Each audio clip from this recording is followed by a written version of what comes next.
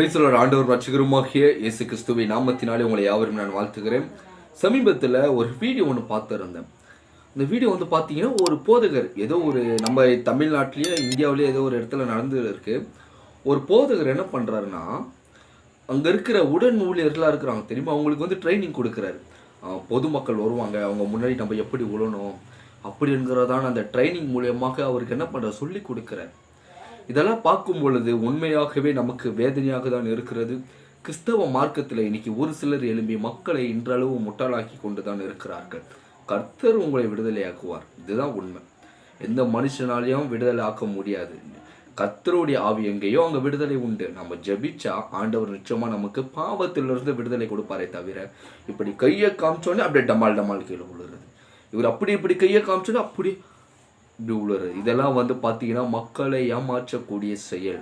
இந்த மாதிரியான காரியங்களை பொதுமக்கள் வந்து எச்சரிக்கையாக இருக்கணும். சென்னையில் ஒரு போதகர் இருக்கிறார். அந்த போதகர் வந்து பார்த்தீங்கன்னா கையை அப்படி காமிச்சாருன்னா போதும், அப்படியே அப்படி டமால் டமால் டமால் கீழே விழுவாங்க. அதே போல் மறுபடியும் அந்த கையை அப்படி காமிச்சாருன்னா போதும், அப்படியே சுருண்டுகினே வருவாங்க. இந்த மாதிரியான கள்ள உபதேசிகள் இன்னைக்கு கிறிஸ்தவர்கள் மத்தியில் எழும்பி கொண்டு தான் இருக்கிறார்கள். தயவு செய்து கிறிஸ்தவ மக்கள் வந்து எச்சரிக்கையாக இருக்கணும். இந்த மாதிரி ஊழியர்களுக்கு வந்து என்கரேஜ் பண்ணக்கூடாது. தப்பு செய்தால் அவர்களை என்ன பண்ணணும், எழும்பி கேள்வி கேட்கணும். தேவனுடைய ராஜ்யம் இந்த பூமியில் சீக்கிரம் வரப்போகிறது. அதற்குள்ளாக நிறைய கள்ள உபதேசங்கள்லாம் எழும்போம். இந்த கள்ள உபதேசத்திற்கெல்லாம் ஜனங்க வந்து கூட போகாமல் அதை எழும்பி எதிர்த்து கேள்வி கேட்கணும். அப்படி இருந்தால் மட்டும்தான் நம் தேவனுடைய ராஜ்யத்தில் போக முடியும். இயேசுவை அறியாத மக்களும் இதை குறித்து ஒரு விழிப்புணர்வாக தெரிந்து கொள்வார்கள்.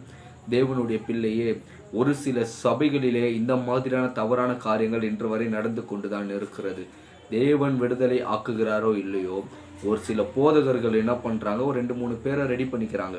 ஒரு 2-3 பேரை ரெடி பண்ணிட்டு என்ன பண்ணுறாங்க, மக்களை நம்ப வைப்பதற்காக அவங்க முன்னாடி சும்மா அப்படியே கீழே உழுற மாதிரி நடிக்க வச்சு மக்களை ஏமாற்றி ஒரு சிலர் பணம் சம்பாதிக்கிறார்கள்.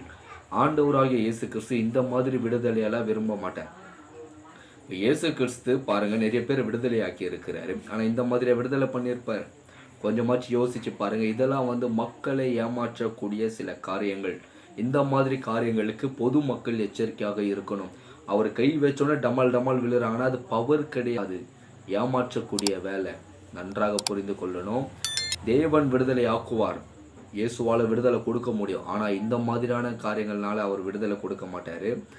இயேசு உங்கள் பாவத்திலிருந்து உங்கள் ஜீவியத்திலிருந்து விடுதலை கொடுப்பது எப்படி என்று சொன்னால், நீங்கள் முழங்காலிட்டு உங்களுடைய பாவத்தை நீங்கள் அறிக்கையிடுவீர்களானால் நிச்சயமாக ஆண்டவராக இயேசு கிறிஸ்து உங்களை விடுதலை செய்வார்.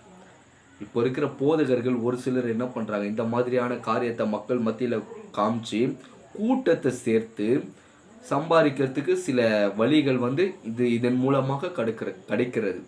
அதனால் பொதுமக்கள் ஏமாறாமல் இந்த மாதிரி காரியங்களுக்கு எச்சரிக்கையாக இருங்க. ஆண்டவராகிய இயேசு கிறிஸ்து சீக்கிரம் இந்த பூமியில் வரப்போகிறார். அது மட்டும் இல்லாமல் நம்ம ஏதாவது ஒரு உண்மையை சொல்லிட்டா நம்ம மேலே ஒரு கேஸை ஒன்று போட்டுடுறாங்க. ஏதாவது நம்ம கிறிஸ்தவ மார்க்கத்தில் நடக்கிற ஒரு சில போதகர்கள் செய்கிற சில தவறுகளை எடுத்து வெளியே சொல்லிட்டோன்னு நினச்சிக்கிங்களேன், நம்ம மேலே ஒரு கேஸ். ஆண்டவரே, இவங்களெல்லாம் வச்சுக்கின்னு எப்படி தான் சமாளிக்க போகிறீங்கன்னு ஒன்றுமே புரியல. நம்மளாலேயே சமாளிக்க முடியல, என் ஆண்டவர் எப்படி சமாளிக்க போகிறாருன்னு ஒன்றுமே புரியல. ஆண்டவரே, ஒவ்வொருவரையும் எடுத்து பயன்படுத்துவார் என்று நான் விசுவாசிக்கிறேன். கர்த்தருடைய ராஜ்யத்தில் நீங்கள் அனைவரும் வர வேண்டும். நீங்கள் ஒவ்வொரும் தேவனுடைய நாமத்தை சொல்ல வேண்டும். என் ஆண்டவராகிய இயேசு கிறிஸ்து மட்டுமே தான் கடவுள் என்று உலகம் முழுவதும் நீங்கள் அறிவிக்க வேண்டும். தயவு செய்து தேவனுடைய வருகைக்கு ஆயத்தமாகுங்கள். கர்த்தர் நல்லவர். ஆமென்.